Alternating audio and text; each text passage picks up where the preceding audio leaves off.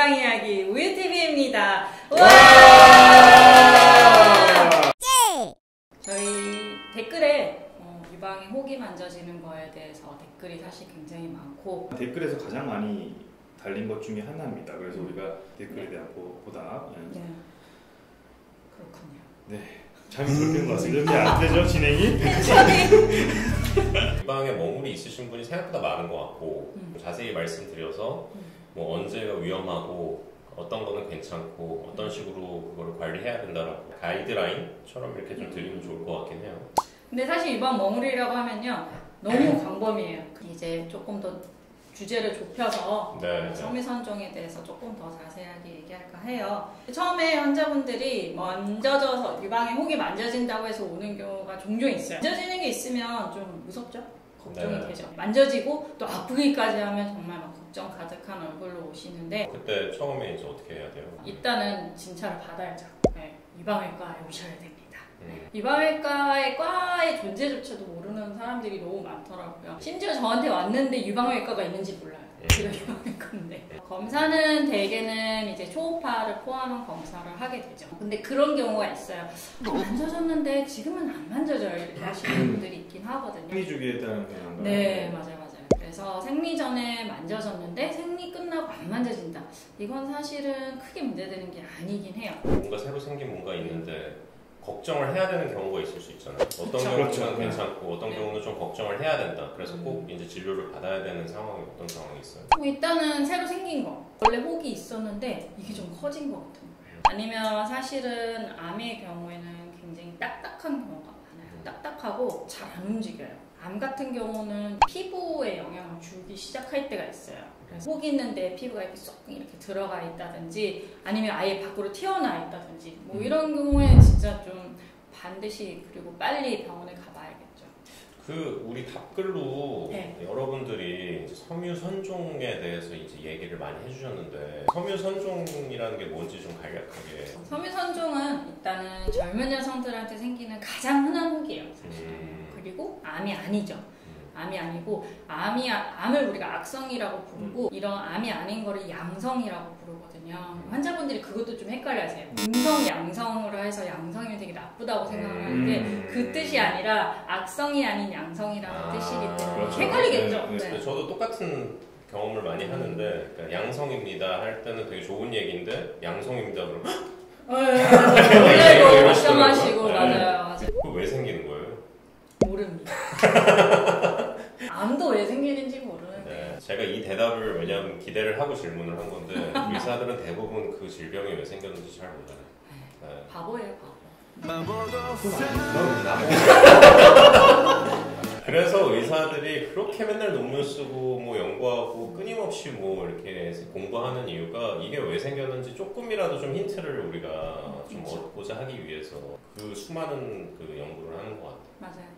근데 이제 만져지는 혹이 있으면은 사실 되게 겁나는 건 사실이에요. 이게 있으면은 암이 더 잘 생기는지가 사실은 되게 궁금하거든요. 그래서 암이 더 잘 생긴다 그러면 바로 떼려고 이제 환자분들이 하시는 건데 실제로는 이제 섬유선종 자체가 유방암 발생 위험도를 높게 하지는 않아요.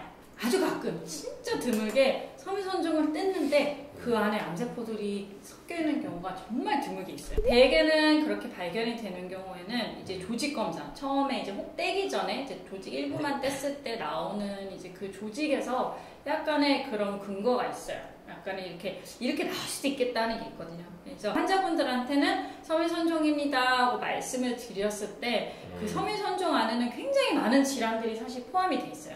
아주 단순 별거 아닌 섬유선종에서부터 이제 좀 유방에서 생기는 그런 안 좋은 세포들이 섞여 있는 섬유선종이 있는 거고 섬유선종입니다 하고 이제 그 이유 이야기들을 사실 들어야 되는 거죠. 그러니까 그럼 이제 조직 검사가 되게 중요한 건데 그러면 조직 검사를 근데 무조건 다 하는 건 아닐 거 아니에요? 일단은 섬유선종이 진짜 강력하게 의심이 되면은 안 해도 돼요.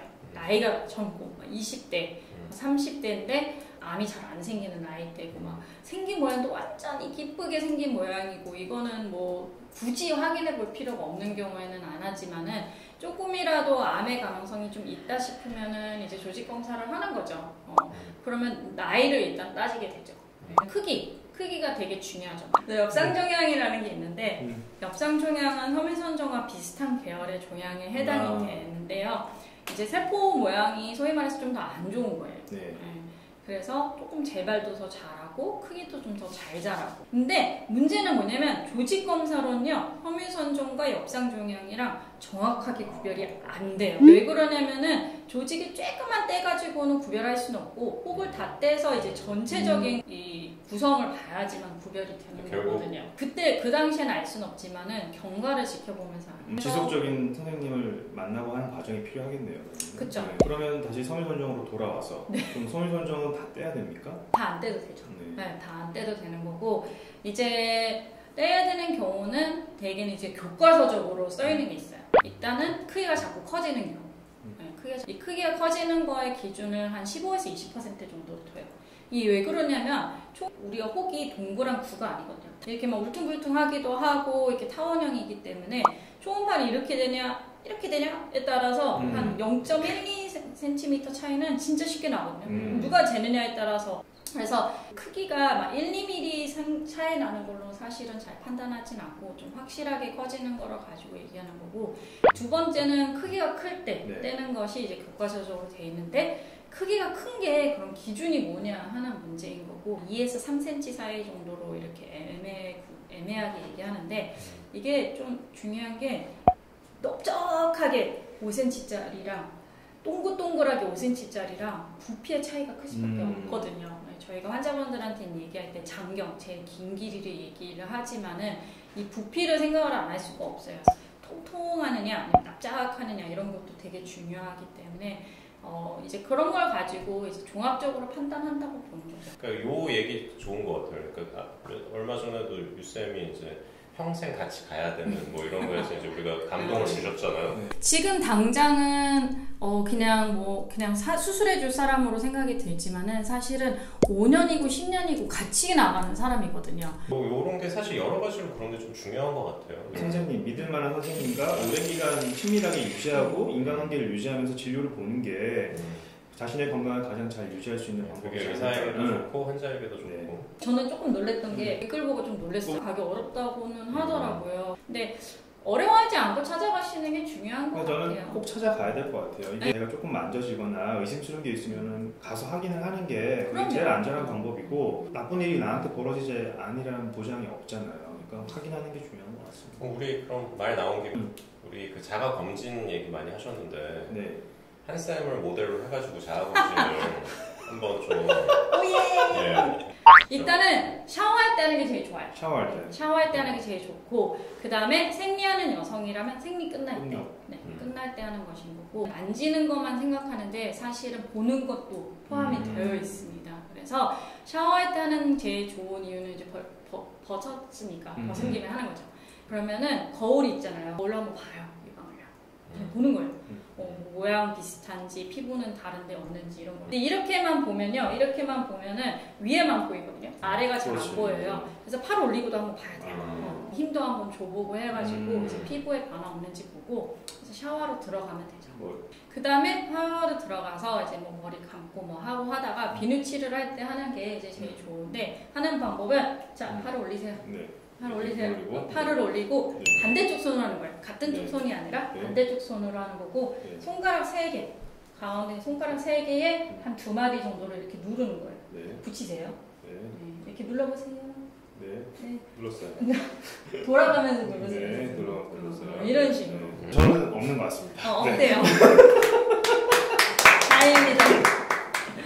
근데 그 얘기도 되게 자주 해요. 저 만져봤자 아무것도 모르겠는데 왜 해야 되는지 모르겠다고.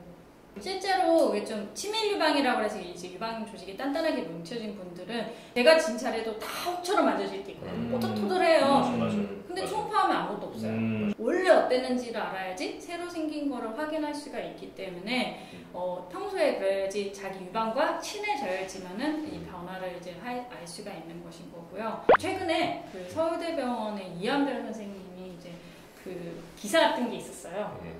거기서 자가 검진할 때 무슨 느낌이냐, 두꺼운 이불 밑에 있는 구슬을 만지는 느낌으로 해야 된다. 저건 진짜 저거 써먹어야겠다. 이한별 선생님 화이팅! 감사합니다. 네.